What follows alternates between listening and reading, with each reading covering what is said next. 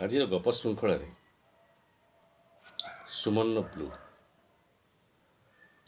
ଆମ ସମୟରେ ଜଣେ ଯୁବ ତରୁଣ ଚର୍ଚ୍ଚିତ କଥାକାର ସୁମନ ଦାସ। ଆସନ୍ତୁ ଶୁଣିବା ତାଙ୍କର ଏକ ଗପ ଅଗଷ୍ଟ 15। सदमा तो है मुझे भी कि तुझसे जुदा हूँ मैं, लेकिन ये सोचता हूँ कि अब तेरा क्या हूँ मैं। बिखरा पड़ा है तेरे ही घर में तेरा वजूद, बेकार महफिलों में तुझे ढूंढता हूँ मैं। कतिल सिपाहीଙ୍କର ଏଇ ସାଏରୀରୁ ଆରମ୍ଭ କରିଛନ୍ତି ସୁମନ ତାଙ୍କର ଗପ ଅଗଷ୍ଟ 15।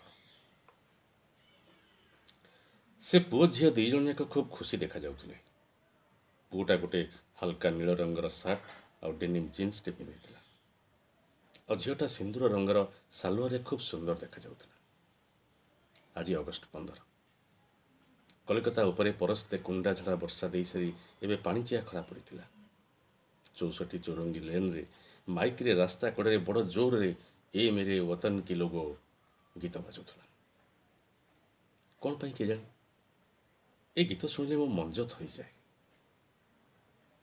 ନ୍ୟୁ ମାର୍କେଟ ଯିବା ପାଇଁ ଯେଉଁ ରାସ୍ତା ତା ମୁହଁରେ ଫରଫର ହୋଇ ଉଡ଼ୁଥିଲା ତ୍ରିରଙ୍ଗା। ଦଳ ଦଳ କପଡ଼ା ଓ ମନୋହରୀ ବେପାରୀ ପସରା ମିଳାଇ ବସିଥିଲେ।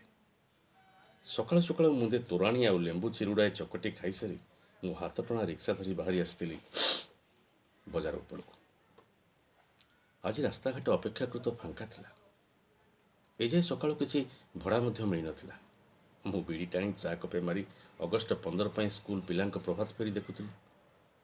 ସେ ଯୋଡ଼ି ବଣି ହଳକ ମୋତେ ନ୍ୟୁ ମାର୍କେଟ ଯିବା ପାଇଁ କହିଲେ। ନୂଆ ବାହା ହେଲା ଭଳିଆ ଲାଗୁଥିଲେ, କଥାବାର୍ତ୍ତାରୁ ତ ଓଡ଼ିଆ ଭଳି ଲାଗୁଥିଲେ। ମୁଁ ମୋ ହାତଟଣା ରିକ୍ସାରେ ବସି ହୁଡ଼ ଦେଲା ବେଳକୁ ଝିଅଟା ଟିକେ ଲାଜ କଲା। ପୁଅଟା ଝିଅଟାକୁ କୋଳକୁ ଆଉଜାଇ ଆଣିଲା।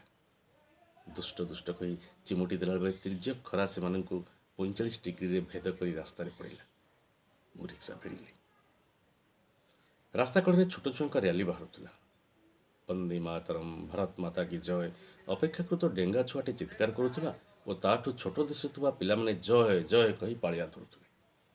ଦିଦିମାନେ ଚକୋଲେଟ୍ ପ୍ୟାକେଟ୍ ଚିରିବା ଆରମ୍ଭ କରିଦେଇଥିଲେ। ନ୍ୟୁ ମାର୍କେଟରେ ରିକ୍ସା ରହିଲା। ରିକ୍ସା ଭଡ଼ା 30 ଟଙ୍କା ମାଗିଲି। ପୁଅଟା ମୋ ହାତରେ 100 ଟଙ୍କା ଗୁଞ୍ଜି ଦେଇ କହିଲା, अंकल रख लो, मैं थोड़ा आपका गाड़ी चलाऊंगा और आप मेरा फोटो खींच लेंगे क्या। ତା ଆଖିର ନିରୀହତା ଆଗରେ କିଛି କହିପାରିଲେନି। ସେ ଯେମିତି ଶିଖେଇଥିଲା ସେମିତି ଫଟୋ ଉଠେଇଦେଲି ତା ମୋବାଇଲରେ। ଫଟୋରେ ସେ ପୁଅଟା ମୋ ରିକ୍ସାକୁ ଟାଣୁଥିଲା ଆଉ ପଛରେ ତା ସ୍ତ୍ରୀ ବସିକି ଲାଜ ଆଉ ଆଶ୍ଚର୍ଯ୍ୟରେ ଲାଲ ପଡ଼ିଯାଇଥିଲା। ତାପରେ ସେମାନେ ଓହ୍ଲାଇ ମାର୍କେଟ ଭିତରେ କୁଆଡ଼େ ହଜିଗଲେ। ସେମାନେ ଯିବା ଘଣ୍ଟେ ଉପରେ ହେଇଗଲାଣି। ଧରମତାଲା ପାଖରେ ପେଟ ପୁରା ମାଛ ଭାତ ଖାଇ ଡେଲି ରିକ୍ସା ଭଡ଼ା 40 ଟଙ୍କା ମାଲିକକୁ ଦେଇ ମୁଁ ମୋ ଖୋଲିରେ ଏବେ ବସିଛି। ନୂଆ ବାହା ହେଇ ଆସିଲା ପରେ ଆଲିଆ ଆଉ ତା ବର ମାନେ ମୋ ଜୁଇଁ ଏଠିକି ଆସିଲା ବେଳେ ଥରେ ଏମିତି ଫଟୋ ଉଠେଇଥିଲେ। ଜୁଇଁ ସେଦିନ ପ୍ୟାଣ୍ଟ ସାର୍ଟ ପିନ୍ଧି ମୋ ରିକ୍ସା ଟାଣିଥିଲା ଆଉ ମୋ ଝିଅ ବୁର୍ଖା ଟେକି ବସି ତାକୁ ଚାହିଁ ଖୁବ୍ ଜୋରରେ ହସୁଥିଲା। ସୋମେନ୍ଦାଙ୍କ ପୁଅ ଆସି ତା କ୍ୟାମେରାରେ ଏଇ ଫଟୋ ଖଣ୍ଡିକ ଉଠେଇଥିଲା। କେବେଠୁ ଟ୍ରଙ୍କରେ ରହି ତା କଡ଼ ସବୁ ହଳଦିଆ ପଡ଼ିଗଲାଣି। ସେ ଫଟୋ ଖଣ୍ଡକ କାଢ଼ି ଦେଖୁଛି ମୁଁ, ଆଉ ମୋ ଝିଅ ଜୁଇଁ 5 ବର୍ଷ ହେବ ଦୁନିଆ ଛାଡ଼ି ଫଟୋ ହୋଇଗଲେଣି। ଏଇ ଅଗଷ୍ଟ 15 ହିଁ ତ ଥିଲା। ସିଆଲଦାରୁ ସେମାନେ ଆସାମ ଯାଉଥିଲେ। ଝିଅର ପିଲାପିଲି ହେଉନଥିଲା। ସବୁବେଳେ ଦିହିଁଙ୍କ ଭିତରେ ପାଟିତୁଣ୍ଡ ହେଉଥିଲା। ଜୁଇଁ ଗୋଟେ ଚା ଫାର୍ମରେ ଚାକିରି ପାଇଥିଲା। ସେମାନେ ଟ୍ରେନରେ ଯାଉଥିଲେ। କ'ଣ ହେଲା କେମିତି ହେଲା ସେସବୁ କିଛି ଜଣା ନାହିଁ, କିନ୍ତୁ ସେଦିନ ଦଙ୍ଗା ଲାଗିଥିଲା। ବର୍ଷା ହେଉଥିଲା ଆଉ ଝିଅ ମୋର କେମିତି କେଜାଣି ଚଳନ୍ତା ଟ୍ରେନରୁ ଖସି ପଡ଼ିଲା। କର୍ଫ୍ୟୁ ଲାଗି ରହିଲା ସେ ବର୍ଷ 2 ଦିନ ଯାଏ।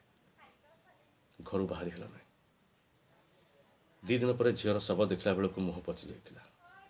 ଅଣ୍ଟା ତଳକୁ ଆଉ କିଛି ନଥିଲା। ଟ୍ରେନ୍ ଚକରେ କଟି ଯାଇଥିଲା। ଆଜି ଯେଉଁ ପୁଅ ଝିଅ ହଳକ ବୁଲୁଥିଲେ ଉପରବେଳା ଟ୍ରେନରେ ଓଡ଼ିଶା ଫେରିବେ ବୋଲି କହୁଥିଲେ। ପଳେଇ ଯିବେଣି ବୋଧେ। ନା, ସେମାନଙ୍କ ଭିତରେ ତ କାହିଁ କଳିକଜିଆ ହେଲା ଭଳିଆ ଲାଗୁନଥିଲା। ଏ ଶଳା ଅଗଷ୍ଟ 15 ଆସିଲେ ମଲା ମୁହଁ, ଦଙ୍ଗା, ଓଠ କଡ଼ରୁ ଶୁଖି ଆସୁଥିବା ରକ୍ତ, ସିଆଲଦା ଷ୍ଟେସନ କାନ୍ଦ ବୋବାଳି ମନେ ପଡ଼େ। ଆଜି ଦିନରେ ମଦ ମିଳିନି ବୋଲି ଟିକେ ଦୁଃଖ ଲାଗେ।